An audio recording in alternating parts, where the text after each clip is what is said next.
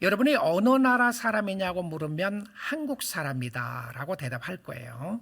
나는 미국 사람이다 라고 대답하는 사람도 있을 겁니다. 그런데 나는 미국 사람인지 한국 사람인지 어느 나라 사람인지 모르겠다고 하는 사람은 없을 것입니다. 마찬가지로 성도들은 하나님의 나라 시민권을 가지고 있습니다. 그래서 여러분이 알으셔야 합니다. 여러분은 어느 나라 사람이냐고 물으면 나는 하늘나라 천국에 속한 사람이라는 것을 말입니다.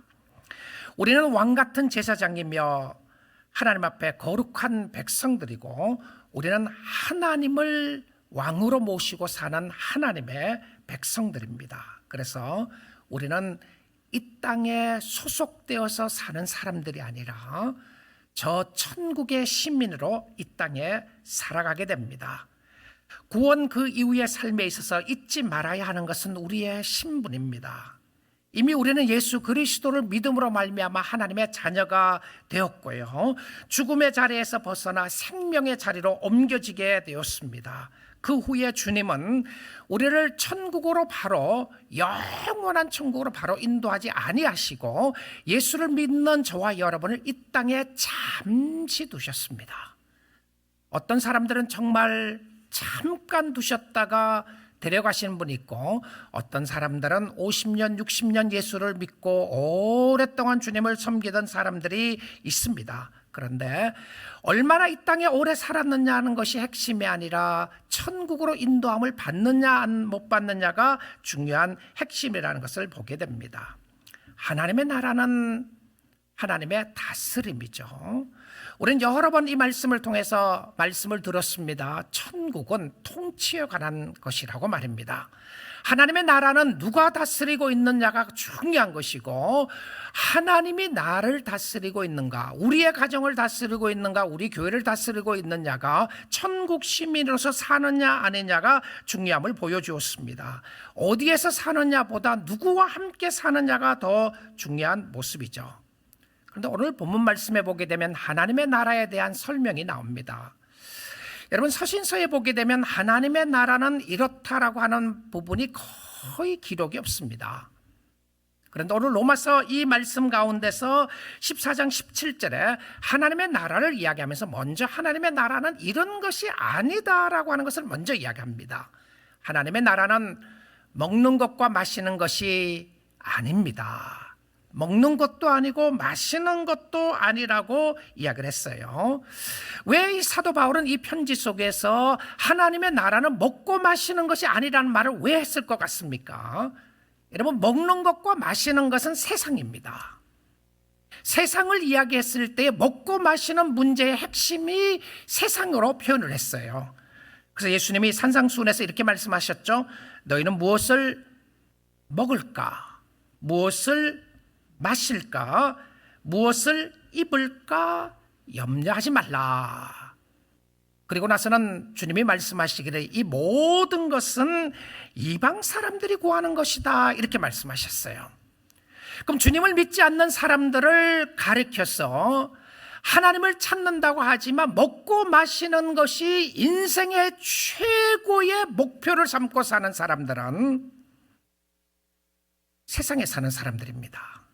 하나님의 백성들이 아니고요. 그래서 하나님의 백성들을 이야기할 때에 천국의 시민의 모습으로 먹고 사는 문제가 아니라고 이야기하는 것이죠. 그런데 로마서의 본문에서 보게 되면 교회 안에서 먹고 마시는 문제로 이슈가 크게 되었습니다. 이 땅에 사는 동안에 먹고 마시는 것이 핵심이었는데 이것이 잘못됐다는 의미가 아닙니다. 우리는 다 먹어야 삽니다. 우리는 다 마셔야 살 수 있습니다. 이건 필요한 요소들이에요. 그럼에도 불구하고 먹고 마시고 사는 것이 성도의 최고의 관심이어서는 안 된다라고 하는 포인트입니다. 세상은 이것을 가지고 판단합니다. 얼마나 많이 가졌느냐, 얼마나 안 가졌느냐, 더 많이 갖고 싶은 사람들의 욕망이 끝이 없고 없는 사람들의 절망이 끝이 없습니다. 이것을 세상의 모습으로 이야기하면서 간단하게 요약한 겁니다. 먹는 것과 마시는 것으로요. 자, 그래서 신명기에서도 그런 말씀을 하죠. 사람이 떡으로만 사는 것이 아니요. 이 말은 이 땅의 음식을 가지고 먹고 사는 문제가 핵심이 아니라는 것을 이야기를 해주는 것입니다. 근데 하나님의 나라에서 중요한 요소를 말하면서 17절을 다시 한번 보도록 하죠. 뒷부분입니다. 오직 성령 안에서 의와 평강과 희락이라. 자, 하나님의 나라는 어떤 곳인가? 세 가지를 이야기했습니다. 첫째는 의라는 단어와, 둘째는 평강이라는 단어와, 셋째는 희락이라고 하는 단어이죠. 의라고 하는 단어는 성경에 중요하게 사용되는 겁니다. 죄가 없다고 하는 표현입니다. 경건하다고 하는 표현이고요. 평강이라고 하는 것은 마음에 평강이 있는 것을 이야기하는 것이고, 희락은 기쁨이죠. 자, 하나님의 나라를 어떻게 설명을 하느냐 하면, 하나님의 나라를 세상적인 모습으로 먹고 사는 것으로 국한시키지 말고 하나님의 나라는 의와 평강과 희락으로 이야기를 하라고 그럽니다. 근데 세상의 모습을 보게 되면 의와 평강과 희락을 세상 사람들도 가지고 있어요. 세상 사람들도 기뻐합니다. 세상 사람들도 마음에 평강이 있어요. 세상에 사는 사람들도 나름대로 의롭게 사는 사람들이 있습니다. 근데 이 모든 것에 있어서 중요하게 이야기하고 있는 요소가 무엇이었냐면 오직 성령 안에서라고 하는 단어입니다. 다시 한번 보세요. 오직 성령 안에 있는, 자, 여러분이 얼마나 기쁘게 사느냐가 핵심이 아니에요.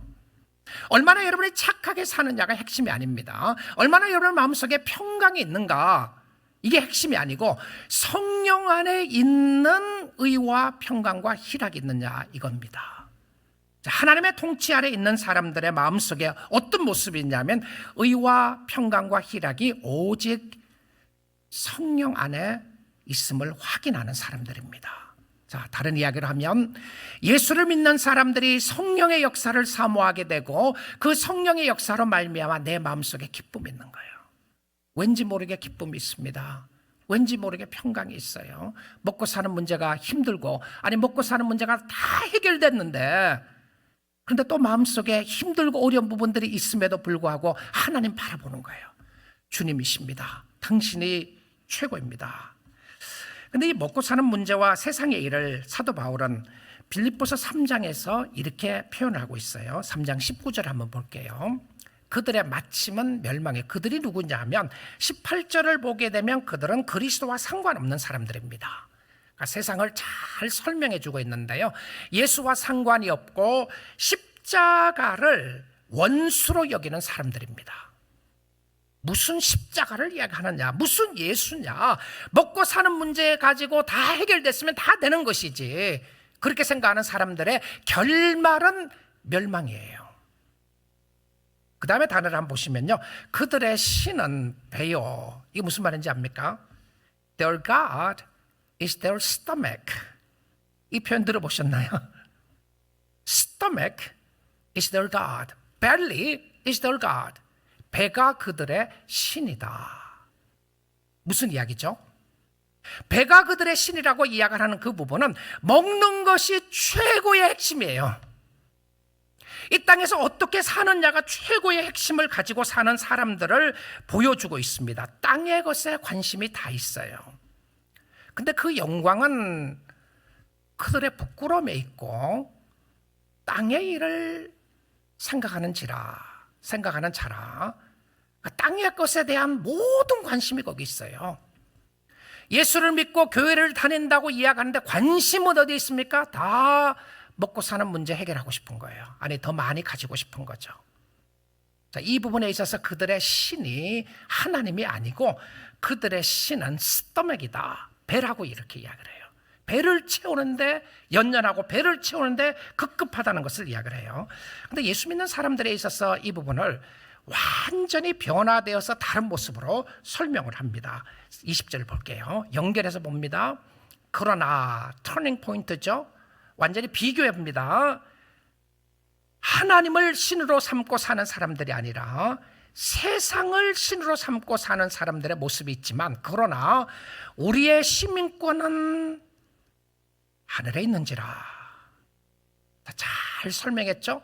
하나님의 백성들의 초점과 관심은 어디 있냐면 하늘에 있다고 되어 있습니다. 거기로부터 구원하는 자 곧 주 예수 그리스도를 기다리노니. 예수 믿는 사람은 누구인가요?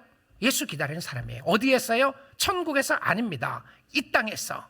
이 땅에 살아나가는 동안 주님을 기다린 사람이고 주님을 바라보고 나간 사람이고, 그래서 세상의 풍습과 원리가 최고가 아니라 하나님으로부터 인정받고 하나님을 바라보는 사람들이 천국 시민권을 가지고 있는 사람들입니다.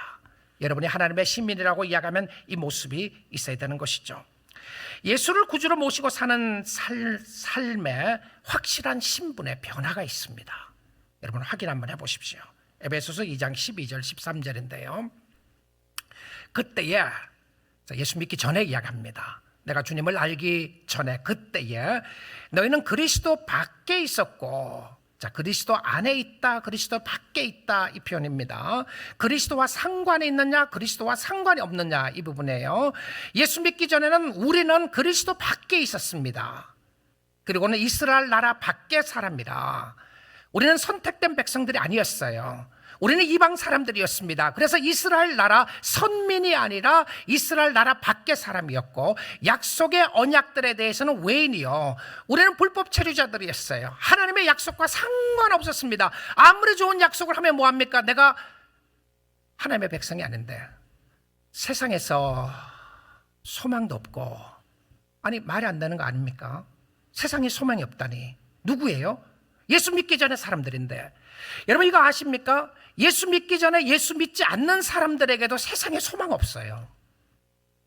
이 사람들은 소망을 세상에서 다 찾는 사람들이 아닙니다. 한번 주의해 보십시오. 주님을 잘 섬기지 않는 사람들에게도 괴로움이 있고 아픔이 있을 때 이렇게 이야기를 합니다. 살고 싶지 않다. 왜 이렇게 힘들고 어려운 부분들이 있는가? 이것 가지면 다 될 줄 알았는데 이것 가졌더니 또 다른 문제들이 있더라. 만족이 없어요. 그래서 세상에 소망이 없어요. 그리고 하나님도 없는 자이더니 하나님도 없고 소망 없이 살아가게 되었는데 또 터닝 포인트가 일어나기 시작합니다. 13절 보겠습니다. 이제는 전에 멀리 있던 너희가 그리스도 예수 안에서 그리스도의 피로 가까워졌느니라. 예수와 상관없었던 우리가 예수 그리스도의 보혈로 말미암아 하나님과 가까워지게 되었다고 하는 부분입니다. 십자가입니다. 오직 예수의 십자가로 말미암아 하나님의 백성이 되었고 하나님 앞에 나갈 수 있는 은혜와 축복을 얻게 되었습니다. 자, 그 다음에 하나님 나라 시민에 있어서 중요한 원리가 있습니다. 천국 시민이 가져야 할 중요한 프린시플은 뭔가? 천국 시민권을 가지고 사는 사람들이 늘 기억해야 될 원리가 있습니다. 확인해 보십시오. 성경은 뭐라고 이야기를 하고 있는지요. 이런 신앙 고백을 하셔야 합니다. 7절 보겠습니다. 우리 중에 누구든지 자기를 위하여 사는 자가 없고 자기를 위하여 죽는 자도 없도다. 자, 포인트가 어디 있습니까? 자기입니다. 예수를 믿는 순간, 천국 시민권을 확인하는 순간 삶의 터닝 포인트가 일어나면서 변화가 일어나는데 자기를 위하여 살지 않아요. 자기를 위하여 죽지 않습니다. 8절입니다. 우리가 살아도 주를 위하여 살고 죽어도 주를 위하여 죽나니 그러므로 사나 죽으나 우리가 주의 것이로다. 너무너무 아름다운 신앙의 고백이죠. 살아도 주를 위하여 살고 죽어도 주를 위하여 죽는다. 나를 위하여 사는 것이 아니라 주를 위하여 산다고 하는 포인트입니다. 여러분의 주인이 누구입니까? 여러분 누구를 위해서 열심히 사십니까? 자신을 위해서요? 가정을 위해서? 그렇게 열심히 일하셨습니까? 자녀를 위해서요? 아니면 남편을 위해서? 아내를 위해서? 자녀를 위해서 엄청나게 희생하는 부모님들이 많이 있습니다. 그런데 누구를 위해서 그렇게 하셨나요? 주를 위하여 그렇게 하셨습니까? 주님 때문에 자녀들을 사랑하시나요? 아니면 자녀들 때문에 여러분 자신의 어떤 모습 때문에 사랑하시나요? 자, 이 부분을 보는 것이죠. 자, 그래서 원리는 무엇이냐면 내가 아니라 그리스도입니다. 사나 죽으나 주의 것이로다. 근데 이 말씀을 한번 잘 살펴보시면 우리가 살아도 주를 위하여 살고 죽어도 주를 위하여 죽노니, 사도 바울은 이렇게 이야기해요. 삶과 죽음을 일직선에 놓고 설명을 합니다. 세상은 어떻습니까? 삶과 죽음은 도저히 건너갈 수 없는 라인입니다. 살아있다는 것과 죽은 것과의 차이는 영원하다고 생각을 합니다. 자, 세상적인 모습으로는 맞는 이야기예요. 그런데 성경의 모습은 산다는 것과 죽는다는 것을 그리스도 안에 있는 사람들에게는 이것이 일직선 평행선이라는 것 아시나요? 자, 내가 살아있는 것도 예수를 위해서 살다가 죽었는데 같은 라인에 있어요. 문만 다른 거예요. 살아있는 문을 지나고 죽으니까 다른 문을 여니까 죽었어요. 그 다른 문을 열고 나보니까 영생이 기다리고 있는 거예요. 같은 라인에서 설명하고 있다는 것이 놀랍습니다. 그래서 우리는 이 땅에 살아나가는 동안 내가 살기 위해서 사는 것이 아닙니다. 죽음은 영원히 끝나기 때문에 살아있을 때에 인조이하고 살아있을 때 모든 것을 누리고 사는 사람들이 아니라 예수 안에 있는 사람들은 사나 죽으나 우리는 주의 것이로다. 왜 그렇습니까? 9절입니다. 이를 위하여 그리스도께서 죽었다가 다시 살아나셨으니 곧 죽은 자와 산 자의 주가 되려 하십니다. 살아있는 사람이나 죽어있는 사람에게 주인도 누굽니까? 예수입니다. 내가 죽었다고 해서 끝나는 것이 아니고 없어지는 것이 아니라 내가 육신의 몸을 벗고 죽었다고 할지라도 그 죽음의 가운데 나의 영혼의 주인은 똑같은 주님이에요. 하나님이시란 말입니다. 그런데 하나님 나라 시민의 삶을 평가하는 잣대가 있습니다. 우리가 주를 위하여 산다고 할 때 그것은 무엇을 이야기하며 그 기준과 잣대가 무엇인가를 한번 또 확인해 보도록 하죠. 말씀을 봅니다. 14장 10절이에요. 네가 어찌하여 내 형제를 비판하느냐? 어찌하여 네 형제를 업신여기느냐? 우리가 다 하나님의 심판대 앞에 서리라. 자, 이 말씀을 보게 되면 절대 기준은 하나님의 심판대입니다. 다 하나님의 심판대 앞에 서게 될 것을 이야기하는데 하나님의 심판대를 말하면서 하지 말아야 될 것을 이야기를 합니다. 어찌하여 네 형제를 비판하느냐? 형제를 업신여기느냐? 우리 지난주에도 보았던 말씀이에요. 자, 로마서 14장의 이 말씀은 교회 안의 성도들에게 주는 메시지였습니다. 바울은 어슴하고 있는 것 같아요. 그 어슴하고 있는 것이 무엇이었냐면 예수 믿는 사람들이 다 사나 죽으나 주를 위해서 사는 사람들인데 그럼에도 불구하고 공동체 안에 비판하는 사람이 있고 업신여기는 사람이 있다는 거죠. 근데 사람들의 판단 기준이 누굽니까? 자기 자신이에요. 자, 여러분도 한번 살펴보십시오. 그 어느 누구를 형제를 비판하고 형제를 업신여기고 자매를 비판하고 자매를 업신여길 때 기준이 누굽니까? 자기 자신이에요. 나보다 더 잘하면 그 사람은 잘하는 것이고 나보다 못하면 더 못하는 것으로 생각을 합니다. 나보다 더 부자냐? 나보다 더 가난하냐? 나보다 더 가난하면 업신여기게 되고 나보다 더 부자게 되면 비판하게 되는 이 비판과 업신여김이 함께 가는 모습을 보는데 그 기준이 누구냐면 자기 자신이에요. 자기 자신의. 여러분 성도들에게 있어서 얼마나 많은 경우 우리가 나 자신의 잣대를 갖다 댑니까? 저 사람을 이야기하고 할 때에 세상의 기준으로 갖다 댄단 말입니다. 세상의 기준요. 그런데요, 세상의 기준을 완전히 틀렸다고 말하면 안 돼요. 세상의 기준을 받아들이시고요. 그리고 나서 하나님의 기준으로 살 것이냐 세상의 기준으로 살 것인가를 여러분이 확인하시면 됩니다. 하나님의 기준은 믿음으로 살았느냐 이거 물어보세요. 하나님의 기준은 믿음과 순종에 있는 것인데요, 말씀에 순종이 있습니다. 세상의 기준은 달란트의 개수에 있어요. 달란트를 몇 개 가졌느냐가 중요합니다. 1달란트냐 2달란트냐 5달란트냐. 우리는 이렇게 생각을 해요. 1달란트를 가진 사람은 처음부터 이거는 기준에서 틀렸다라고 이야기를 합니다. 그런데 성경이 이야기했던 부분은 1달란트 가졌던 사람이 틀렸다고 성경이 그렇게 이야기하지 않아요. 1달란트나 5달란트나 2달란트나 다 하나님이 주셨습니다. 어떻게 페어할 수가 있겠어요? 그런데 세상은 네가 몇 개 가지고 있는가, at the end of the day 결과적으로 네가 몇 개 가지고 있느냐가 세상의 기준의 성공입니다. 누가 4달란트 가진 사람을 10달란트 가진 사람하고 똑같다고 말할 수 있겠습니까? 10달란트와 4달란트는 확연히 다릅니다. 틀리는 달란트예요. 4달란트 받은 사람이 더 열심히 일해서 배를 남겨도 10달란트를 가질 수가 없습니다. 세상의 모습이에요. 그런데 하나님의 심판대 앞에서는 그 기준을 적용하지 않는다는 것 아시나요? 착하고 충성된 종아, 네가 작은 일에 충성했으니 내가 많은 것을 너에게 갚아주겠다고 하셨어요. 여러분, 세상의 기준으로 업신여기지 말고, 세상의 기준으로 교만하지 말고, 그 똑같은 잣대를 여러분의 판단의 기준을 가지고 교회를 판단하지 마시고요, 집사님, 장로님 판단하지 마시고 목사를 판단하지 마십시오. 우리는 판단의 기준을 내려놓아야 합니다. 얼마나 성경적이냐를 다시 확인해 보아야 합니다. 믿음의 안에, 공동체 안에 주님이 기뻐하는 것이 무엇인가를 확인해 보아야 한다면 우리는 다 동일한 하나님의 백성들입니다. 우리 중에 누가 더 잘난 사람 없고 더 못난 사람 없습니다.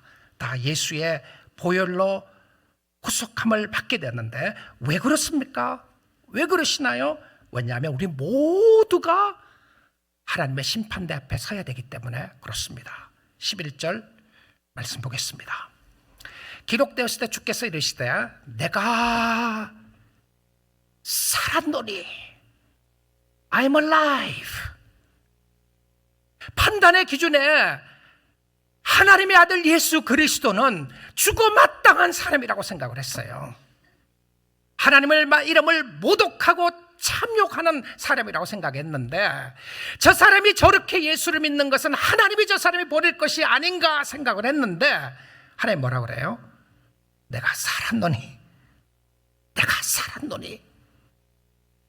근데 살았노니 그러고는 뭐라고 돼 있습니까? 모든 무릎이 내게 꿇을 것이요, 모든 혀가 하나님께 자백하리라 하였느니라.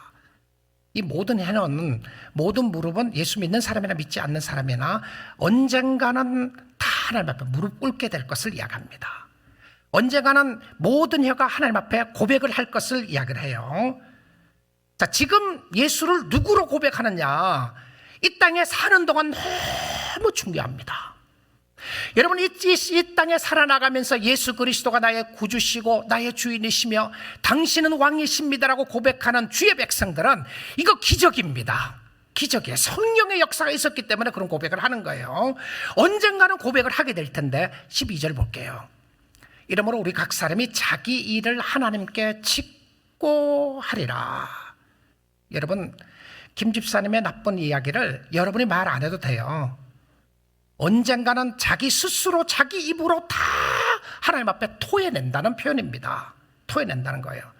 그런데 언제 이 고백을 하느냐가 너무 중요해요. 언제요? 언제?